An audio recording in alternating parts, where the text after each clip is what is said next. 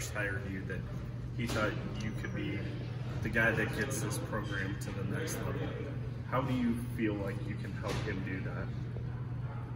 Well, I think first of all, I'm just here in serving his mission from the good to the great model I think that he's been preaching. My goal, to be brutally honest with you, is just to fully invest in the current player, current student athlete, trying to marry the things from the football office upstairs, downstairs into the weight room, and really just develop those intimate relationships so we can go ahead and push that from good to great. I know there's obviously different minds. There's like kind of different lines of strength and conditioning, different thoughts. How has the transition been, from before to you in the first couple of weeks? I mean, it's been seamless. I think number one, I think the character of the student athlete here is outstanding. I can't lie to you, like I do miss my children, right? But I think I've adopted a few others. I think with that being said, whatever we choose to do and however we choose to do it in the weight room, as long as there's full engagement, full buy-in in terms of where we're taking them, understanding as to the why, I think that over time we'll continue to build the physical piece. What has this transition been like? Just because you guys jump right into winter workouts when you get here, how have you kind of tried to maybe quickly implement some of your style and what you hope to accomplish in the weight room? Yeah, I think overall, I think you have to define what the standard is and hold them accountable to that standard. Communicate very clearly, develop trust in what you're communicating is going to be an accountability piece. But, I think just really trying to enjoy the process, enjoying the relationship piece at the start, but still holding a line from a discipline standpoint. Any certain areas that you have maybe been tasked by Coach Campbell any key areas like to improve on from last year's team that you were brought in to fix? I wouldn't say I'm here to fix anything. I'm here to just maybe make it different, maybe take a step in another direction. I think you have to give a lot of credit to the previous strength coach, Rudy Wade, in terms of what has been accomplished here within the system. Again, I tell the kids all of the time, even at the start here, what we're going to be doing is different. That doesn't make it better. The only thing that I would tell you with that, if we can go ahead and get every individual to buy into being the best person that person can be, I think ultimately over time those relationships intimately will provide the young man with exactly what they want in long term. And one of the things that stood out to Coach Campbell about the teams you were part of was, late game comebacks, finishing strong, stuff like that. What can you do in the weight room that helps translate to that on the football field to improve that area for them? I think that the mental piece is of the utmost importance. I always tell the guys and tell the student athletes that the mind runs the body. So in terms of that, really trying to get those guys to buy into the details. We talk about working within the margins. But again, it's attention to detail, it's effort. Right now it's even like, and I talked to Coach Hillman about this earlier, it's about engaging with one another down the stretch. I'm not sure there's a secret recipe there, nor do I think I was the difference at the previous place in terms of those late game comebacks. I think a lot of that has to do with, what plays have been called, the situations. Do I feel like I can help from a mental piece and a physical piece? I do. However, I'm also humble enough to know that probably isn't the difference at all times. I'm here ultimately, again, I believe in Coach Campbell. I believe in everything that the system is about, the organization. And I'm really, really excited to help try to guide these young people to win. I think it is a mental piece that they can revert back to their training. I always say that you're either trained or you're untrained. Right now, really, everyone is in training. So we're training them for those moments that we can go ahead and try to finish a game, try to finish someone physically, impose your will.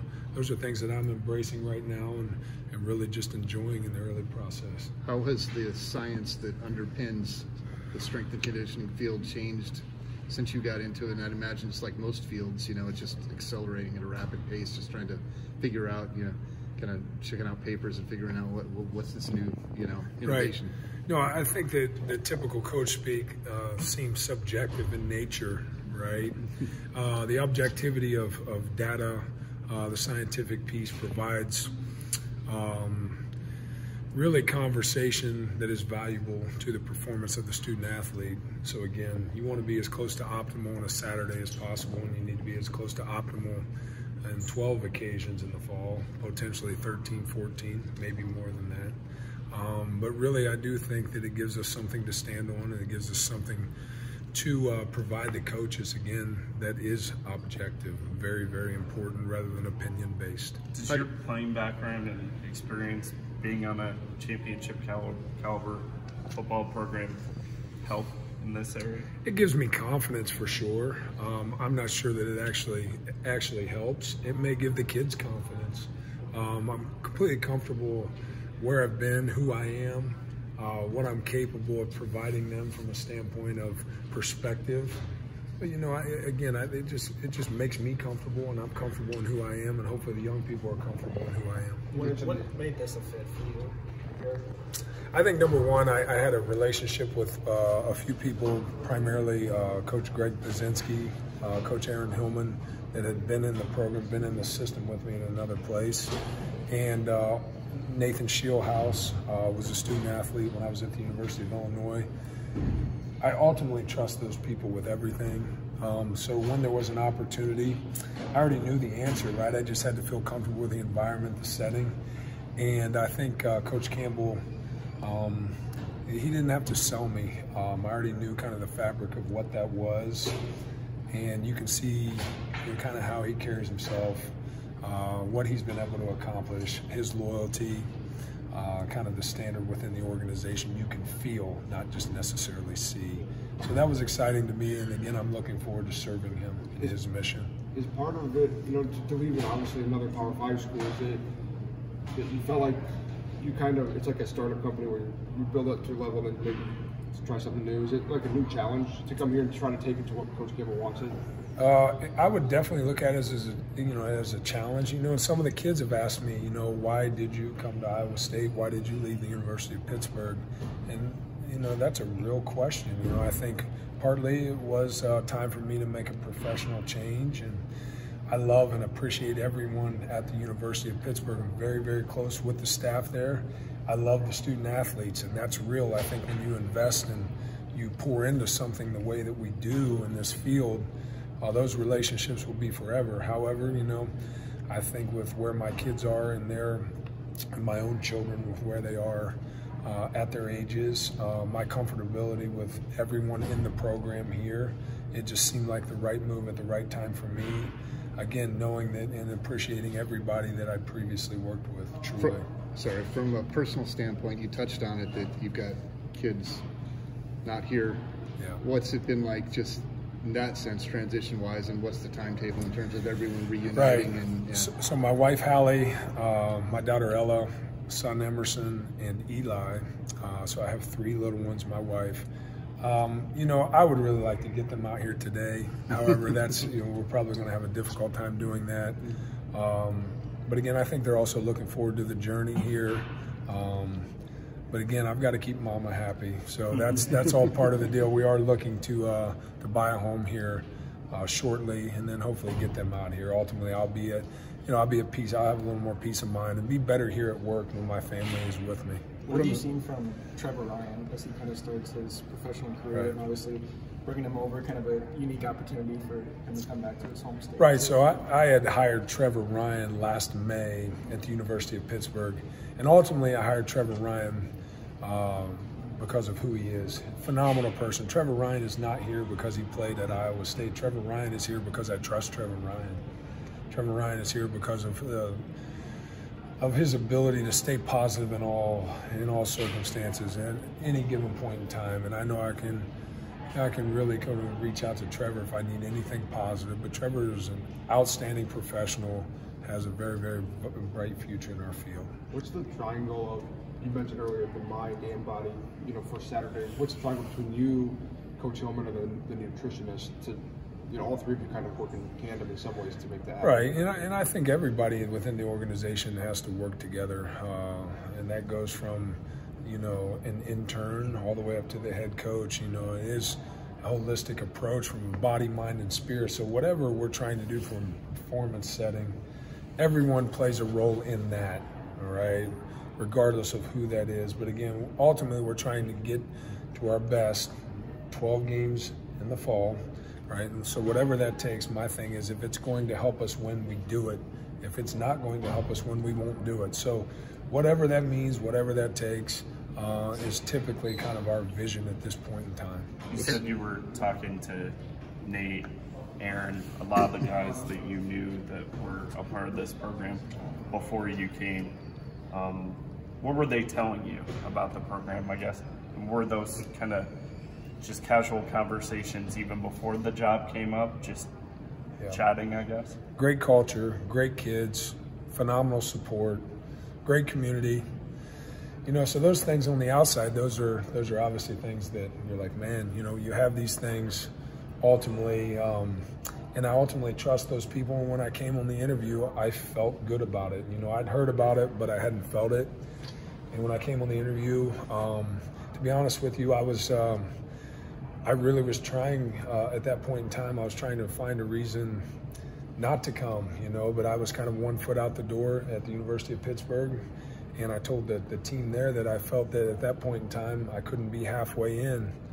And I felt comfortable enough in my interview with the people, the culture, the circumstances, that I needed to go ahead and make this move for myself professionally. Because I don't think you can be 1% out on anything. I think if you're 1% out, that means you should be all the way out and vice versa.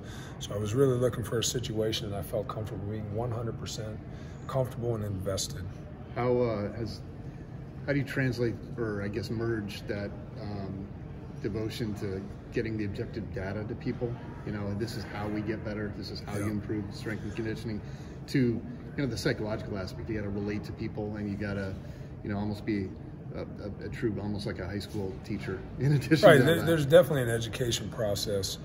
My current staff, obviously, has a specific skill set as well.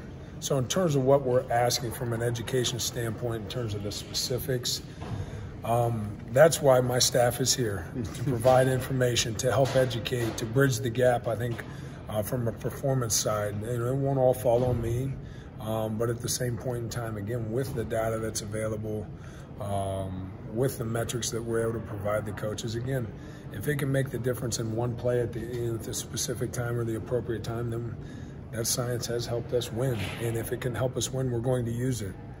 And if it's not going to help us win, we won't use it. So again, we're looking for anything from a competitive advantage standpoint, for sure. Sounds like you have a pretty good background of working with NFL guys too that come back. Who are some of those guys that would come back and work with you in the off season? Yeah, you know, that at the University of Pittsburgh, I've worked with a lot of big name guys, and you know, to be honest with you, I was there serving them. I was serving the university. That was very important to me in that role. You know, and I was doing it because that's what's right, and I have a personal relationship with each one of those guys, and I would do anything for them, and vice versa. I feel the same way that they probably would do the same for me. But again, that also provides perspective in terms of what the standards should be from a physical sense, in terms of how you go about your work, your business. And, you know, I think those lessons, you know, we can provide our student athletes. It's not, hey, I trained this guy 10 years ago. No, I actually trained that guy 2 months ago. You know, Aaron Donald, I was training Aaron Donald 3 days before I came here. And part of me, when I left the University of Pittsburgh, and there were conversations with a guy like Aaron Donald, like, hey, this is absolutely a professional move for me. No different than, you know, when those guys have to make decisions in free agency. So ultimately, it gives me perspective professionally. It makes me feel comfortable. But then I can provide perspective to our current student athletes in terms of what it should look like currently. You know, so I have a pretty sound understanding as to, you know, at the next level, what those guys are going to be asked to do and how they're going to be asked to take care of their bodies. And it's more than just the physical training that I see. A lot of it is the unseen piece. How do we teach them? What are they sleeping? How are they sleeping? What are they eating? All of those unseen things that are going to make the difference on Saturdays. Who are some other guys besides Aaron? Primarily in the off season, Tyler Boyd was with me a large majority of last summer. James Conner periodically. You know, I've had anyone from Jason Kelsey, Connor Barwin, guys that were with me at Cincinnati, to guys that didn't work at the institution or didn't go to the school at the University of Pittsburgh, to Brian O'Neill with the Minnesota Vikings, to any undrafted free agent, to other guys within the system. Other guys would come from across America to train with Aaron, so it was kind of, we made exceptions there, and we won't go into what schools those guys came from. But again, it's again, I try not to go ahead and live in that moment. I was doing that to serve those guys ultimately, and that meant a lot to me to do what was best for those guys because they were an important piece to that university. What did they tell you about why they would want to come work with you? Why did they want to work with me? I have absolutely no idea. And to be honest with you, I'm also very humble in that. It's like, listen, if you want to come get some work, partly it's environment, partly it's what we were doing. But you know, there was honestly a very, very close personal relationship with each one of those individuals. And it was more than just the training, right? It becomes a relationship piece. How can you cultivate the mental side through winter workouts and spring ball? I know it's... In terms of the mental side, it's like, you know, when I was on my interview, some of the position coaches asked me, what do you want to do with the team? And I'm like, well, I don't know what the team needs. You know, I haven't seen the team. I haven't been around the team. So I think as we move through the spring, in terms of what Coach Campbell's vision is and how I think we can go ahead and address certain things, you know, and again, what is the leadership? You know, and those guys have been awesome to begin with here. But again, I think that's going to be a conversation that we'll go ahead and have at the appropriate time. Right now, they're just trying to learn the system in terms of what I'm asking them to do. We're trying to hold them accountable for those things that they're being asked to do. And then I think over the spring, it'll turn into what do they need? And whatever they need, it's our job to give them, right? There's nothing set in stone. Training is fluid. And again, I said you're either trained or you're untrained, and that's in all regards and all forms. One of the things that was a talking point through the season, both from Coach Campbell to Brock Purdy and the Leadership Council, was that when they struggled maybe at times earlier was because that, you know, Coach Campbell said it was the first time they had to face expectations, and at times they weren't having fun anymore because they were so focused on having to win or lose a game. Do you feel like that plays into the mental side? Like that's where your job comes into, is to make sure that it's, I mean, not just about, I mean, it's a process to get to Saturday, not just the win or loss. Right, you know, and I'm going to have a hard time speaking on what had occurred last season. What I currently see are guys that are willing to be coached, that are very eager to learn. And again, I think as you develop relationship with those guys, and I think the depth of your relationship is the most important when it comes to the season, when they are being asked to, you know, implement game plan, go through their practice piece, and again, that holistic divide and that, you know, really that threefold approach, body, mind, and spirit, all has to kind of go ahead and hit its peak every Saturday. So whatever we have to do to get them to that point, in my opinion, moving into next season is what my responsibility is from a standpoint of their training piece. I'm training them mentally and physically. So again, we will revert to our training once everything starts flying in the fall. How pumped was Trevor when you told him you were coming? Well, yeah, Trevor was really excited, and I keep giving him a hard time. I'm like, listen, let me know when I need to go clean your statue off outside. Because you're really with us, you know, because this place means an awful lot to Trevor, as it does to many others that have probably also played here. I respect that. I appreciate that. You know, but like I told Trevor, I wanted to make sure that he knew that he's here because of the job that he has done for me, not necessarily because it's home. There were a lot of recruits that came in early, that signed early, that enrolled early. What have you seen of those guys so far, the freshmen and maybe the JUCO Latrell? Well, here's what I'll tell you right now in our program with where I stand. Everyone to me is a mid-year. Everyone to me is a transfer. Everyone is a freshman in terms of what we're asking them to do. So right now, a lot of teaching, a lot of minor things. And to be honest with you, I'm still getting to know all their names, and I apologize to the kids. And I think over time here, I have a pretty good beat on where those guys are and what they need to do But right now, you know, everyone is at ground zero in terms of what we're asking them to do. You know, you've seen some divide early on in terms of some of the guys in leadership roles, which naturally occurs in any given time. Whether or not that's putting the appropriate shoe on to being behind the line. So again, I'm just really just trying to embrace the process. Everyone is starting at ground zero from a standpoint of what we're asking them to do. However, I also appreciate the guys that have tenured in the program. And I'm leaning on those guys again with nonverbal cues to tell me what we're doing is appropriate. Sound like you have some farm background? I do. I grew up on a farm in South Central Ohio. My wife's family, she also grew up on a crop production livestock farm. But again, you know, I feel comfortable in the rural setting. And it's partly, you know, when we talk about making this move, again, this is very important in terms of the community for me. I'm looking forward to that. Coach Campbell often talked about wanting it to be kind of a player-run program, meaning that they adopt the self-accountability and all that stuff. How does what they do in the weight room help them cultivate that kind of capability? Yeah, you know, and I think that that's a very good point. And you probably have talked to Coach Campbell more than I have, right? So, like, you guys could probably tell me as much or more about Coach Campbell than I already know. But with that being said, I think that you have to be comfortable in who you are first off to allow them the opportunity to lead. You know, and this is their program. I'm just now in the position to help guide them in my area, right? I have not been here. I have not tenured in the program. I'm respectful to that, understanding of that. It's my job to provide different perspective, continue to go ahead and elevate standard from within. And I think from within, that inner standard will go ahead and change the standard of the organization. That's the hope and goal. So in terms of the leadership, in terms of what those guys are capable of, listen, if a guy feels compromised in terms of what the standard is or if it's been held accountable, then I absolutely let them go. And I feel very, very good about that. Last question for Coach. All right. Thanks.